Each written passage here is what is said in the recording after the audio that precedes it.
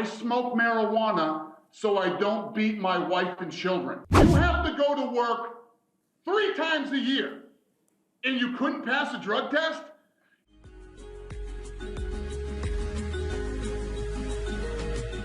Dana, listen, every time we have somebody that ends up sideways with the UFC, they have 2 things in common. First off, they've always been released, and second off, they end up sideways with whatever other organization they go to. Most recently is a young man who was given a huge opportunity, put on The Ultimate Fighter, put in the UFC time and time again. His name is Matt Riddle. What are your thoughts on this gentleman?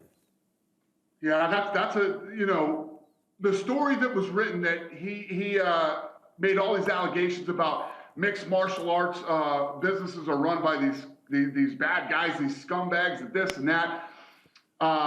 He basically said, I want to get back out in the real world now and start working. I want to get a job where I know I'm going to get a paycheck. I'm not going to get punched in the face and get brain damage. And I know I'm going to be treated fairly. And he said that we treated him unfairly and our competitor treated him unfairly. Now, I don't want to sound like I go whatever. Well, those guys signed him, and now they won't give him a fight until January. If you sign a contract with the UFC, I owe you 3 fights in a year.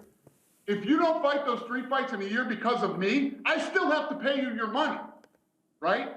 So he said that since from 2011 to 2013, that guy was making $162,000 a year. Wow. Now understand this: the guy fights on prelims. You know, does Matt Riddle sell any more tickets? Does he sell any more pay-per-views? The guy's fighting on the prelims, okay? He's fighting his way up to get the opportunity to possibly someday become a big star in the sport. Then he comes out and says, we treated him horrible. He was treated so horrible here. You were making $162,000 a year. He's making something like $52,000 or $54,000 a fight, and you fight 3 times a year, unless you get injured or something like that happens. We have health insurance here, which has never been done in the history of the world with fight promoters, okay? Now, the reason he's not in the UFC anymore is because he could not pass a drug test. The guy couldn't pass a drug test, okay? So he couldn't. And think about this. You have to go to work 3 times a year, and you couldn't pass a drug test? You're so weak-minded and so addicted to marijuana that you couldn't stay off it enough to pass a drug test 3 times a year. Well, guess what, dummy? They drug test in the real world, too. You think you're going to go to work 325 days a year and not get drug tested? Right? He couldn't pass a drug test 3 times a year, but he's going to pass it in the real world, right? And I want to know where this rocket scientist is going to go and make $100-something thousand a year, right?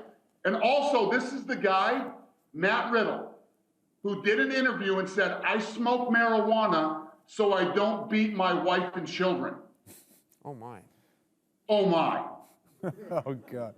Yeah, and I want to point out, MMA Junkie, the people that did this story took one side of the story, and they're writing this big story about a guy who said, I smoke marijuana so I don't beat my wife and kids, and only got his side of the story. Real journalism. Real journalism. Yeah, not surprised by that. That's one thing that we don't see down here at FS1 and UFC Tonight. You always get both sides. Dana, thank you for being candid, and thank you for your time. Thank you, Chael.